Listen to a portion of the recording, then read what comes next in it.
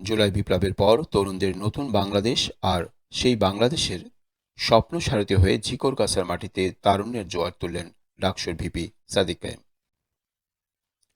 শুক্রবার বিকেলে BM high school মাঠ যেন পরিণত হয়েছিল তারুণ্যের মিলন মেলায়। সবার চোখে মুখে ছিল পুরানো রাজনীতি ভাঙার প্রত্যয়। রাজনীতি মানেই যে ব্যবসা নয়, বরং মানুষের সেবা। তরুণদের মগজে এই বীজ মন্ত্রই গেঁথে দিলেন সাদিক কায়েম। স্পষ্ট জানালেন, খুনি হাসিনা পালিয়েছে ঠিকই, কিন্তু তার দোসররা এখনো ষড়যন্ত্রে লিপ্ত।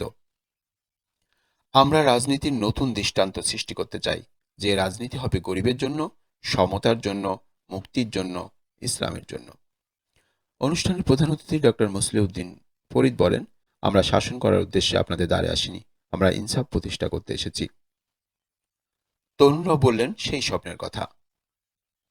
নতুন প্রজন্মকে এই বাংলাদেশে দেখাতে পারেন, নতুন কোনো মুখ যেন বাংলাদেশে আসে, কোনো ফ্যাসিবাদ, কোনো সাদাবাদ যেন এই দেশে আর পরবর্তীতে ফিরে না আসতে পারে। বিজয় লাভ করেছে, তেমনি ভাবে আগামী নির্বাচনেও বাংলাদেশ বিজয় পাবে ইনশাআল্লাহ।